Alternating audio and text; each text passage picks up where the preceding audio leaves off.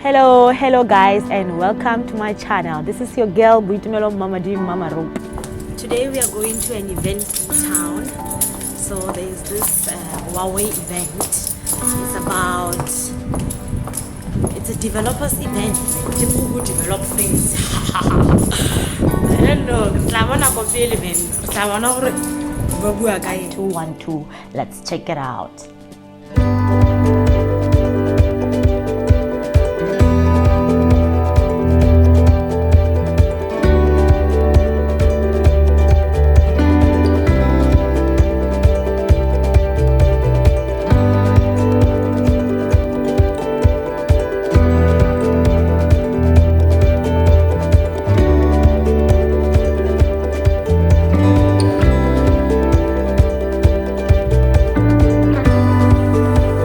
Hello and welcome back to my channel. This is your girl Boitumelo Mmamadi Mmamarope, and yes, we're still talking Huawei. Yeah.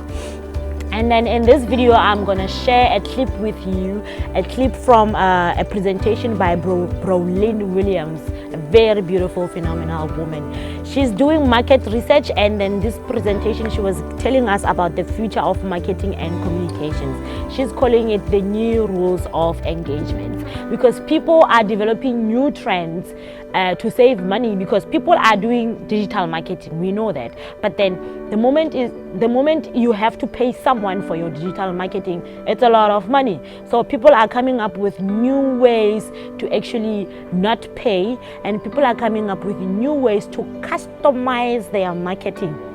And you would be you'll be surprised people are actually doing these things, because some of them, they're not right at all. And then she was also emphasizing on the fact that as developers, we should not just develop for the sake of developing. We should develop products that solve problems instead of creating more problems, because we already have problems brought forward by the digital space. So she spoke about how people lose themselves and how people get too much pressure from the digital space. And I must say, I've suffered from the pressure from the digital space myself, and people would actually die and kill themselves because of the pressure that they get from the digital space. And then we're trying not to do that. So because these are the problems caused by the digital space, can we try also to come up with digital solutions for these problems or any other problem? And then what else did she talk about? Oh, she also said that we should try to make new ways in which people can engage and connect with each other. And then when we develop, can we try to attach our humanity into our developments, so that we still preserve our humanity and just enjoy the digital space for what it's supposed to be, and not let it kill us. So enjoy the next video, and please connect with each other. It got me thinking about my full-time employees and their ability to survive on $8 an hour in New York City. Foremost in all of our minds has been the loss, the grief felt by the people who are like it. So this is a clip of not Barack Obama. This is a deep fake. It was a voice performed by an actor, and it was taken from footage. So we can now literally put words into famous people's mouths. And this has consequences for businesses too. There was quite a big case in the United States earlier this year where an accountant was tricked into paying over a large amount, many millions of dollars, into fraudsters' accounts, because the fraudsters had created a deep fake of the voice of her CEO, and she believed that she was following his instructions. So deep fakes are now permeating our political sphere, our business sphere, and our personal lives too.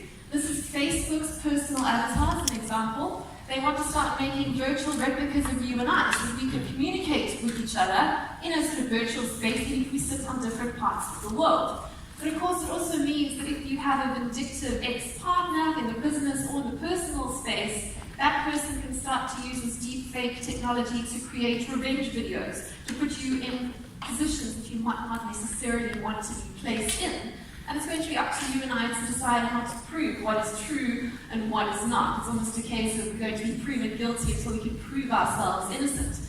So this adds to the whole flavor of what's going on in terms of deepfakes and fake news, and a general feeling of people becoming less comfortable with what they see and what they hear being actually true.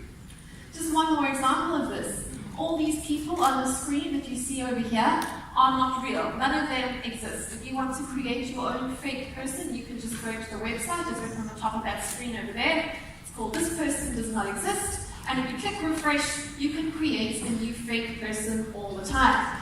So as a business owner, as an app developer, even if you have customers, the customers that are tweeting you with comments or interacting with your platform might not be real people. They could be robot trolls.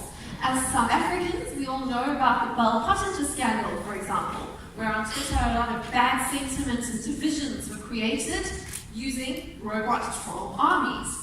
So it's not just a case of consumers not necessarily being able to trust everything they see, it also means that as business owners, you don't necessarily know if you're really dealing with a real person.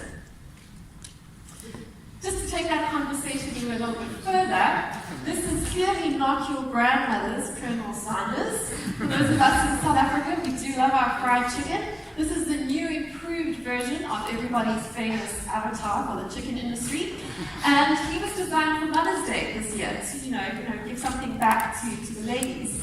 But he's a virtual avatar. This is quite a big trend that we see now in terms of new influencers that can be literally programmed by a company, and of course will never go off script and say anything that would disrespect your brand, unlike with human influencers, which do tend to have a way of occasionally not exactly saying everything that lines up with your brand.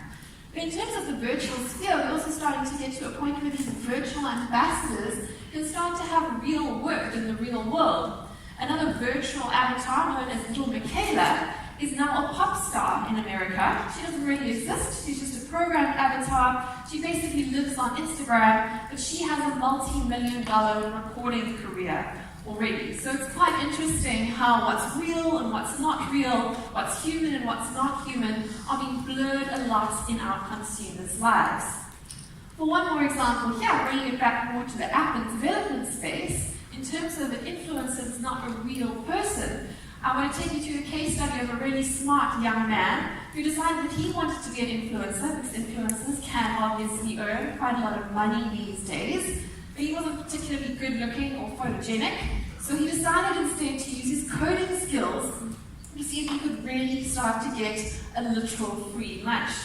So what he did is he developed a bot to go around and find delicious looking pictures of food and restaurants for restaurants around the New York area, and he programmed that bot to post those images onto an Instagram account.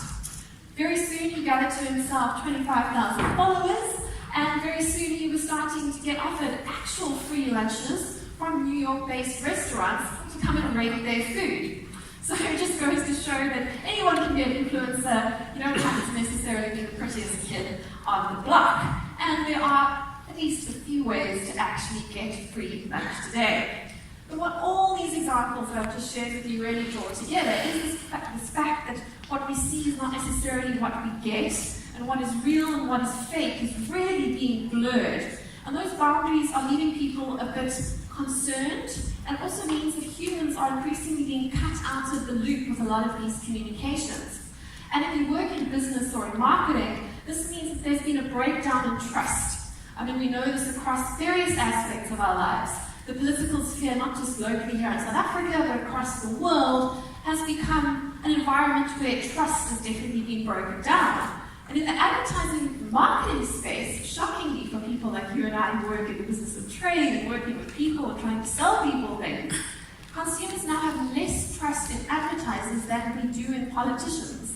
And that's even given the current setup and the current politicians we have in very prominent places around the world, leading all those headlines in impeachment proceedings and all the rest of it. So that means it's quite an indictment to us in business if people trust even the politicians we have more than we do the advertisers and the companies who are trying to sell us things on a day-to-day basis.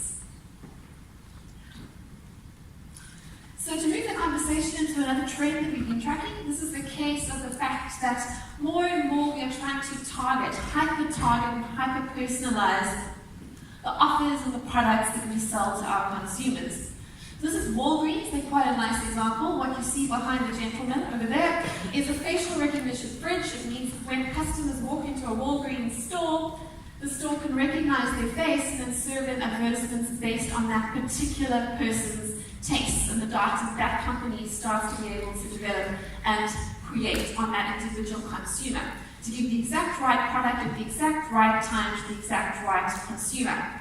Now, people seem to think that consumers don't like hyper-targeted ads, but that's not actually the case. Pew Research brought out some very interesting research this week, and they showed that something like 65% of people actually appreciate targeted advertisements online more than they do generic advertising. But of course, you can go a bit too far in the other direction.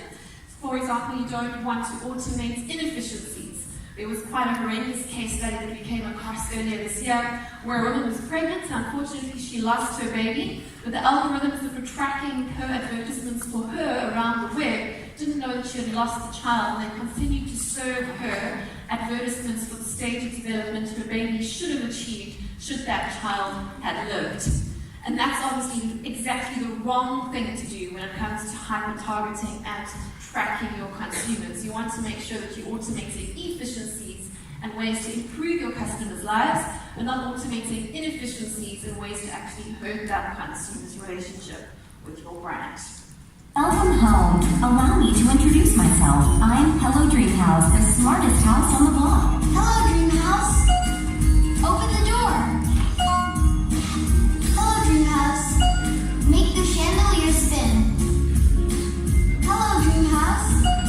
Elevator up. Hello, Dream House. Turn the staircase into a slide. So I don't know how many of you have a house that's optimized and automated by your voice. This is back from 2015 already, and Barbie's had a smart house for quite some time now already. And that's really the way that we are getting to in the world. We saw some examples from the previous presenters on how we can start to integrate technology into our lives to give us more convenience, more access to what we want when we want it. But of course, this video also illustrates another big trend that we are seeing when it comes to communicating with our customers, and that is the switch from a screen-based connectivity to voice-based connectivity, which is just that much more natural. Obviously, that's the way we want to go. Hopefully, one day we'll be able to get rid of all the little black squares that we carry around with us all the time, and to interact with each other and with the internet in a much more human, much more natural way. And also what this is able to do is the company behind this, Mattel, is able to start developing a personalized profile on that child.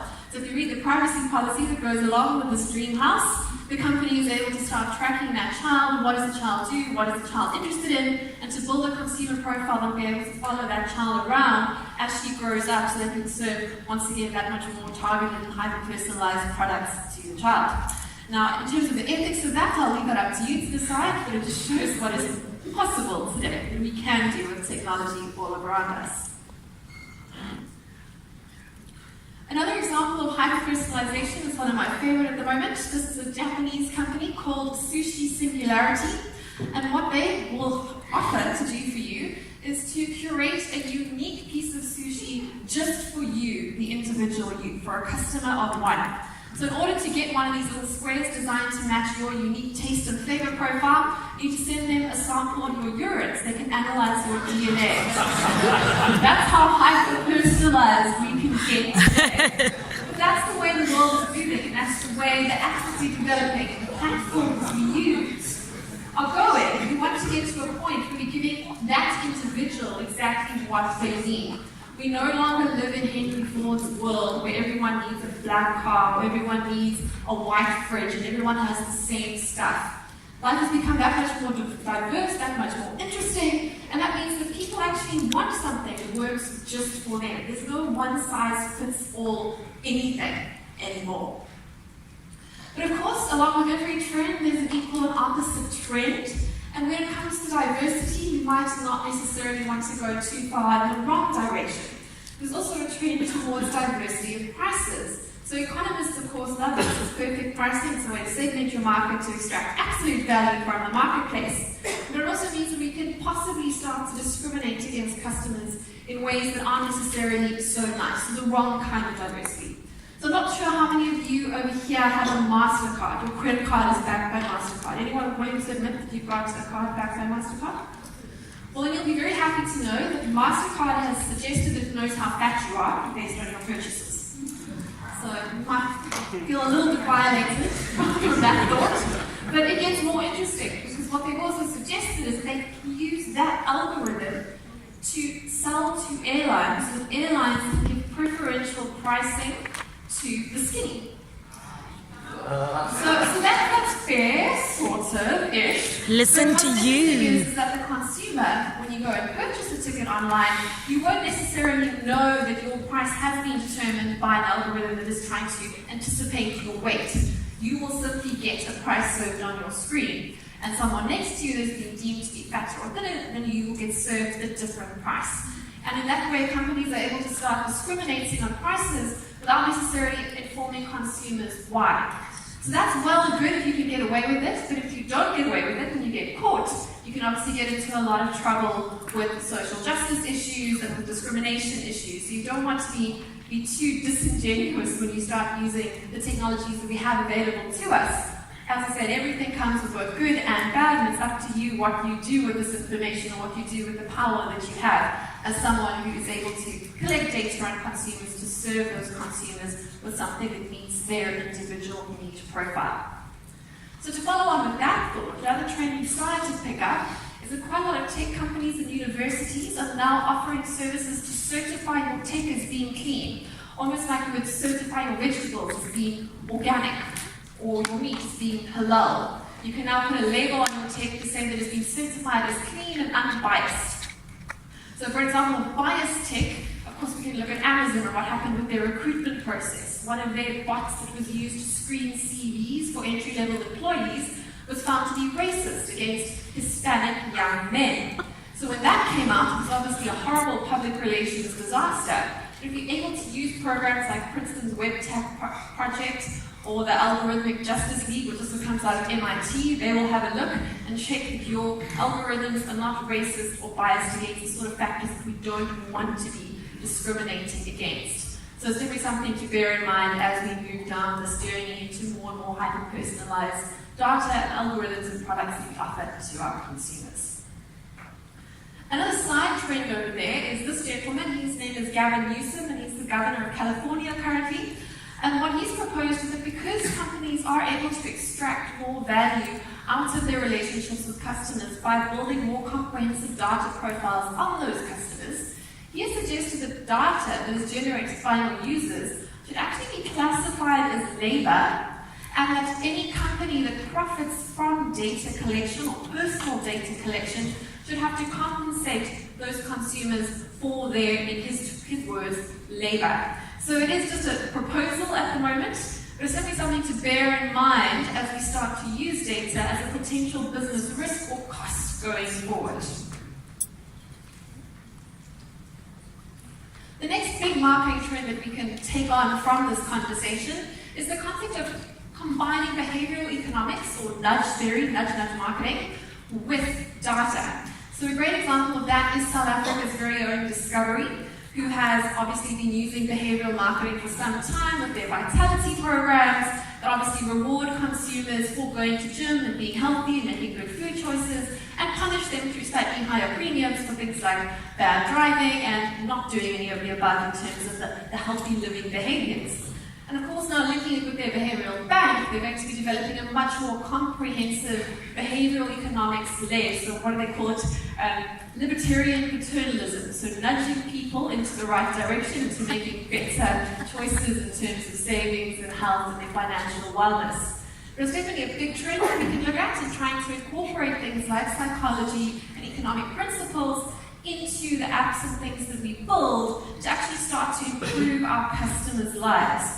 So we can actually start to direct people, not just within our own ecosystem, but within their actual normal lives back home too.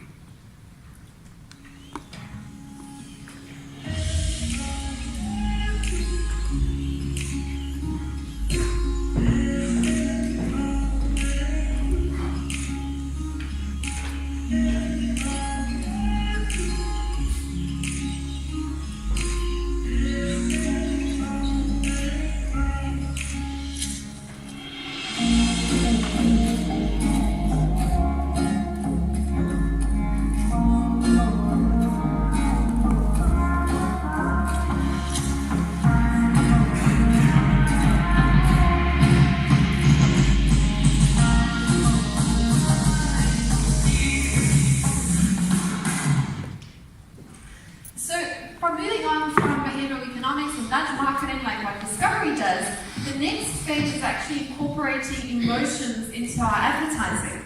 So that program that I just showed you there just identifies what people are feeling by looking at their facial expressions and tries to get a profile of the emotional state. The next phase is integrating that with behavioral economics to actually develop dynamic advertisements that adjust to consumers' emotional states and then tailor the content to get a trigger based on the emotional state identified, or conversely to change that consumer's emotional state through the content that is served to them. So dynamic content in terms of visual and audio is something that's already available to advertisers today. When we combine it with all that big data that we're able to collect through our increasingly connected lives and app ecosystems, we're able to provide not just tailored products, but tailored advertising too in real time. Now, coming out of all of that is one of the bigger trends that all businesses are having to look at the moment, and that's the shift from consumers being proactive in all of their purchasing decisions to becoming less and less proactive. In other words, people are outsourcing more and more of their purchase decisions to artificial intelligence. This is because artificial intelligence can help you get the best prices, a cost component, and also because of convenience. I mean, there's sort of certain things that you have to purchase that you don't necessarily want to engage your conscious brain in a transaction decision on. So an example here would be Amazon's Alexa, that they're placing those devices in your homes, very much like Barbie's dream house, listening to the little girl. These devices that we interact with are obviously learning about our lives as we use them, as we use our voice recognition assistants at home, on our phones, in our cars, throughout our lives. They develop a very comprehensive profile on who we are, what we need, and what we want. So we're getting to the point now where, because of all that data, has such a complete picture on what we need as an individual, as a home, people like Jeff Bezos have already said that it's within his interest to start anticipating the needs of the family rather than marketing products to that same family. So he's saying that the costs of returns of the wrong products, should he just deliver a box of goods to your door every month, will be less than the cost of sales and marketing to get you to choose those products for yourself. So this means, as consumers start to shift their conscious decision-making choices away to machines that can make better choices for them, it means that the traditional brand relationship between customers breaks down. So people are not proactively choosing a particular brand of toothpaste, they're simply accepting a suggestion that their device is positioned to them. And that means it's going to be more and more important to optimize your offer, whatever that may be, based on quantitative terms rather than qualitative terms. Or you can choose to complete a very different strategy of trying to override the system, and it's going to be a much harder journey to get people to deliberately ask for your product in a world where they're constantly being suggested the best offer according to their quantitative profile. So it's quite an interesting concept to grapple with and to decide for yourselves how you want to play in this game. Do you want to optimize your product for the algorithms we'll be suggesting? So in other words, for like the opt-in environment, or do you want to optimize your product for a human relationship and a branding, proactive choice process? Quite a big question for businesses to grapple with today. And then of course we get to the whole fact of on-demand. Attention is the scarcest commodity, forget about anything else. We only have a certain amount of days that we're all going to be alive for, and they're ticking down all the time. And that means that our time, as we live in an increasingly competitive, complex, demanding world, it means that time is becoming more and more valuable to people. So people do want to have those customers' convenience savings. They do want to outsource a lot of their decisions to machines to help them have more time to spend on the things that they really want to do. I don't know about you, but I certainly don't want to waste too much of my time debating which brand of batteries to buy, for example. I'd much rather spend that time reading a book or connecting with some friends or family.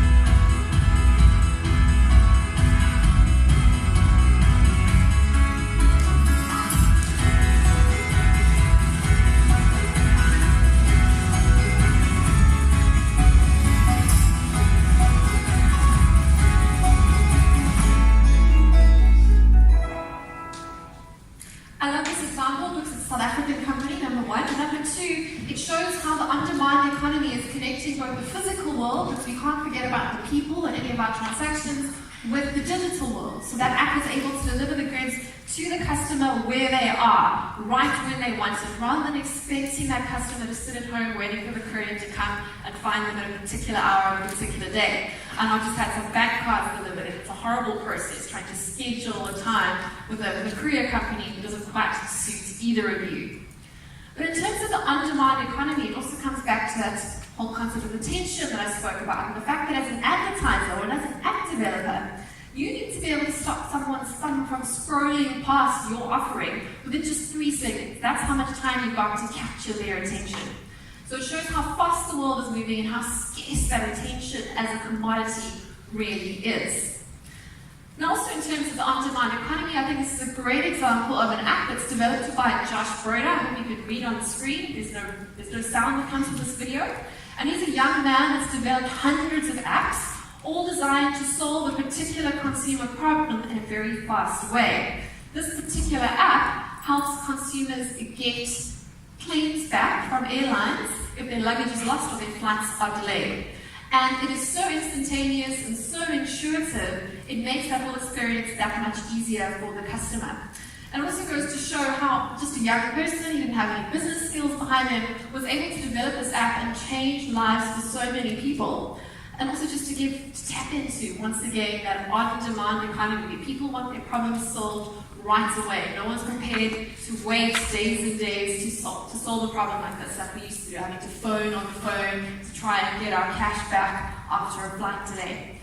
Definitely something to look at, and that's also why I like listening to the earlier speaker today, as he was talking about how this new app ecosystem can integrate between different devices and between different apps to give that customer that seamless on-demand experience that they're really looking for. And that's what we wanted to get into. We want to remove friction from people's lives, and we want to solve problems in real time. We can't expect our customers to wait around for us. They're going to go rather look for someone else. And then I get to a slightly different conversation tack in terms of the way that people are connecting with consumers, to speak rather about yourselves as a developer and what's the business risk of working with just one platform, for example, rather than trying to spread yourself out onto different platforms and different ecosystems. The big conversation here really is that as we move into a world where platforms own like one app to rule them all, just like Garland over here from Lord of the Rings, that's basically the way we're working right now. And so we get to ecosystems where you've got players like your WeChats or your Alipays, where it becomes one super app and that customer is connected into that app through all the data points in their lives. How can you then compete as a smaller app developer within that system without losing control of the relationship of your end user? Because there is a business risk in a closed walled garden type of ecosystem place where you don't have a personal connection with your end customer. And that's the last thing you want. You don't want to be cut out of the loop in terms of platform-based relationships. To talk very briefly about one of the competitors to our host here today, earlier this year, if you're an app developer on the iOS system, you could have suddenly been lost out on all of your connections with your own customers. Because on their app update they did or announced earlier this year, they said that developers will no longer get access to the personal unencrypted information of their own consumers. So that's obviously a business risk. You want to be able to make sure that you're able to maintain a one-on-one personal relationship with your own users. You don't want to get to a point where you don't actually know who your own customers really are. And what some of these closed garden platforms do is if they are able to remove you from that relationship, what is the longevity you have of that relationship with that customer? You don't want to be trapped into basically a wolf trap you can't get out of. Another risk to look at in this new world we're moving into is the fact that the internet itself could be broken by regulators. So when we're talking about breaking the internet, we're talking about things like GDPR, and that's coming out in the UK, and then next thing, the EU Copyright Directive, which is putting a lot of pressure on depersonalizing advertisements as much as consumers and developers want to do that. And it's getting to a point where how do you personalize? If you built your business on personalizing data and offering personalized products to consumers, how do you do that when you're no longer able to or allowed to personalize your content? And that's really the way quite a lot of this legislation is moving at the moment. So in terms of regulatory risk, it's definitely something you've got to look out for in terms of what we're going to be allowed to offer our customers, even if that customer wants to be involved in that process. Another threat to look out for is this concept of data tax that's popping up, particularly on the African continent. So Uganda has already instituted a data tax. They are taxing their consumers of social media platforms a 10 to 15% tax on all the data that they use. So that means it makes accessing social media networks that much more expensive. And in a poorer country, that's obviously going to limit the time people are prepared to spend on their devices and engaging with your apps. Another aside, Tanzania actually now requires bloggers to get a license that costs them something like, I think it's $10,000. So it's quite a lot of money, so you have to get licensed to blog in some of these countries, which is obviously going to change the dynamics and the way that people are engaging with platforms and with products. Another thing to look at is the concept of the artisanal web or the splinternet. There's quite a lot of things that are going on at the moment that show that what we had previously was one internet for everyone, but now with different countries shutting down different parts of the internet, there's not just one internet, there's many different internets depending on the different legislations of the environments that you live in. And not only that, the web is splitting in different ways too, between things like the dark web or click clean movement, where people are saying they don't want to access all your common social network platforms. They want a more artisanal web experience where they only go to sort of free range sites on a particular corner of the internet. But it shows the traffic across the globe in terms of what the internet is and how we understand that is starting to slowly fragment. And going forward, we might not have one thing that we know of as the internet going forward. Once again, it comes back to the point that you definitely want to diversify and want to engage with as many platforms as possible with your content that you're putting out there to people to give you the best chance of actually connecting with the person on whatever segment of the web they're going to end up on going forward. So going forward, a couple of other things to look at in terms of the way consumers are consuming internet and media. There's a question going on at the moment, are we reaching peak social media? Is Facebook a bit of a dinosaur? Well, not necessarily quite yet, but definitely the demographic on these sort of legacy social media platforms, and it feels quite silly to call them legacy platforms, and most of them haven't even been around for 10 years, but things move fast these days. Fortune 500 companies have just a 10 to 15-year lifespan these days. And Facebook is very much a relic of the millennial heyday. Already we now have Generation Z coming up behind us. I am a millennial, so I can't talk about us in that way. Gen Z is engaging with the internet in quite different ways. So they are engaging more with platforms like TikTok, much more visual, much more short form, and Facebook is becoming something for sort of baby boomers to complain about politics on. So that market is definitely shifting, and we definitely don't want to invest all of our eggs into a particular basket when it comes to social media platforms. Another trend we're seeing sort of fragmenting once again or splitting that attention is the new trend towards advertising free or fake news free, that's at least the hope, platforms such as WT Social, which launched just last week and already has over 200,000 users. It's being launched by the same people that put together Wikipedia, and it runs on a donation-based model. So they're hoping that by taking advertising out of the platform, they're going to be able to engage people in more honest conversations or less politicized conversations. At least that's the theory. We have yet to see if that's going to play out. But for us, perhaps the bigger trend when it comes to the shift in attention and communication on social media spaces is the shift from people engaging with social networks as we know them to actually engaging in a fully immersive virtual reality experience. So if you take something like the game Fortnite, as of this time last year, 1 in every 800 people in the world was logged into that one game at one time. And what we're finding through our research is that young people are using these immersive games as a social media network. They're logging in not just to play, but actually to communicate with their friends in various different parts of the world. Then when it comes to advertising itself, virtual reality is also doing some rather interesting things. We now get to the point where we're able to start paying per person rather than just paying per click. So So currently, if you want to put an ad up on a platform like Google, you can pay per click. So every time someone clicks on a link and goes to your website, you will pay that platform provider for directing that traffic to your website. With virtual reality and things like Minecraft and Pokemon Go and there's various other VR applications you can put on your phones, developers are now able to offer retailers in real-world restaurants and other physical locations the opportunity to actually pay per person that walks through the door. So if you all remember the Pokemon Go phenomenon from a couple of years back, what you could do is you could get Google to place a prime Pokemon monster in your restaurant so that people would have to come through your doors in order to capture that monster. And then Google could actually charge you every time they sent someone into your physical space. So it's definitely a challenge to those of you who work in the app development space to see how can you start moving physical people around the real world rather than just moving eyeballs around the web by integrating virtual, mixed reality, augmented reality, all this functionality we have available to us today in a much more intuitive, much more real-world experience for our customers. Just a bit of an aside trend, because as much as all of this is very exciting and immersive, people are overwhelmed, time is scarce, as I've said, for everyone today. There's also a bit of a movement at the moment towards slow tech, or tech that is consumed at a slower pace. And the biggest example of that trend would definitely be the movement toward podcasts at the moment. Podcasts are actually a bit of a retro technology. There's nothing too flashy about recording a clip and putting it online. I mean, it's less exciting even than a video that you can have on YouTube.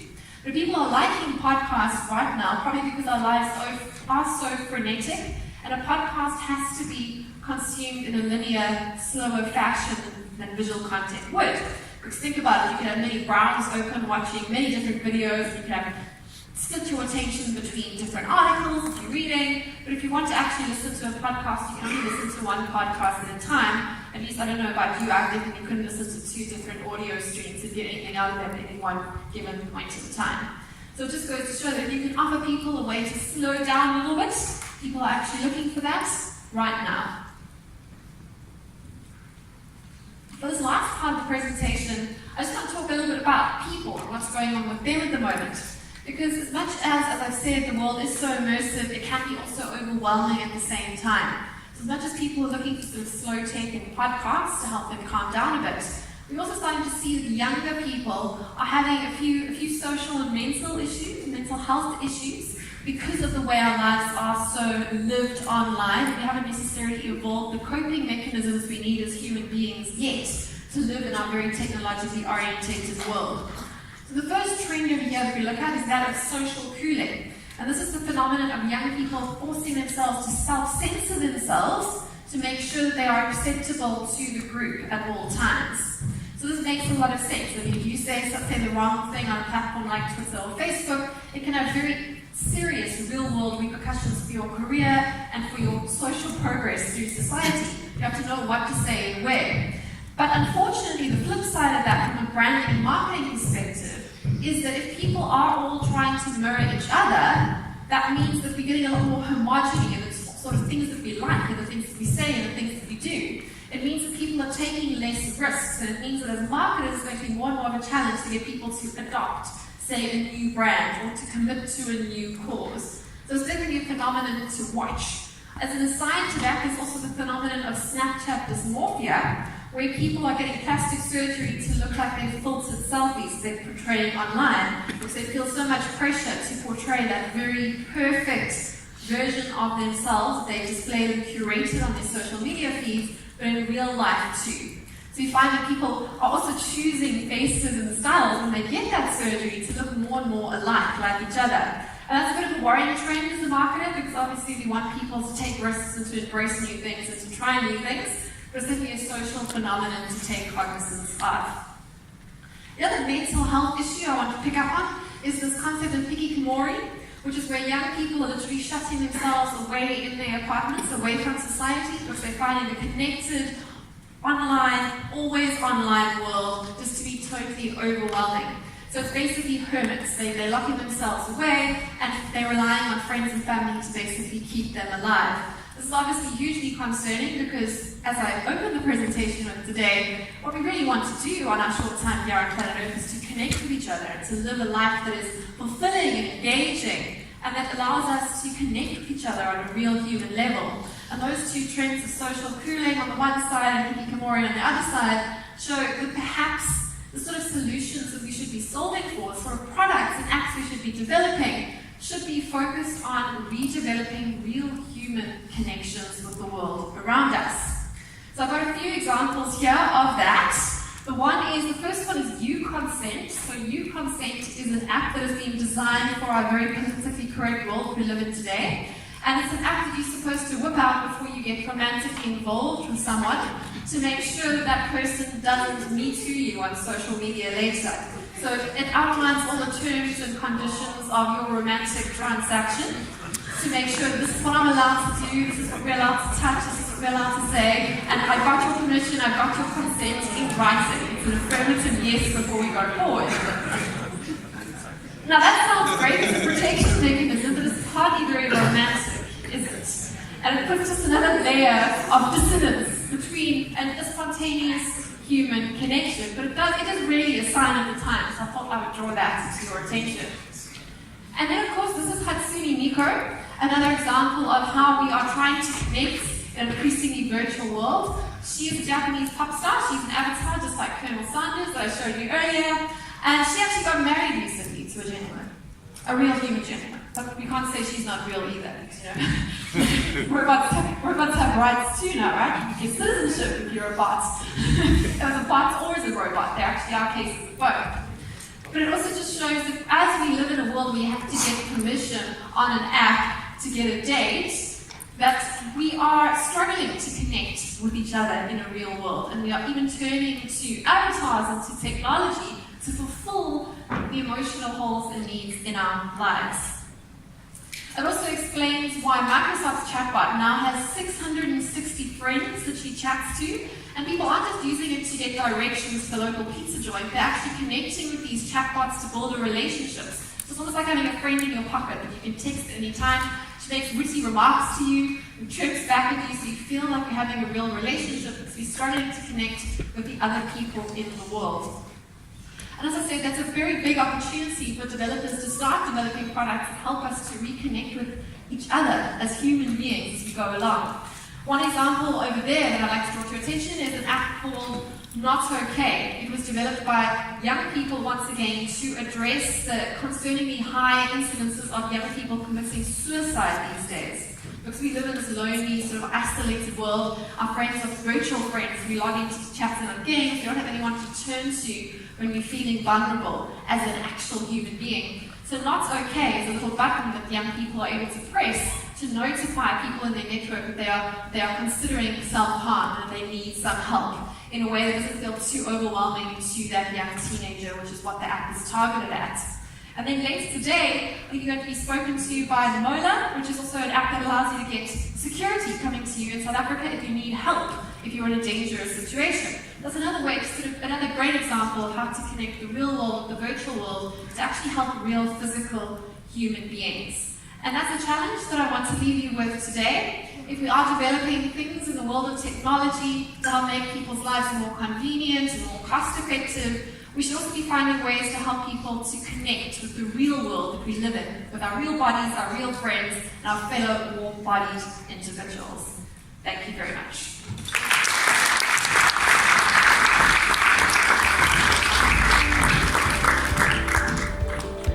Okay, thank you guys, thank you for watching this video, and don't forget to subscribe and hit that bell so that you get a notification every time I upload new content. You really don't want to miss out, because here we are sharing value and more valuable information. This is your girl Boitumelo Mmamadi Mmamarope. Ciao, mwah, mwah, mwah.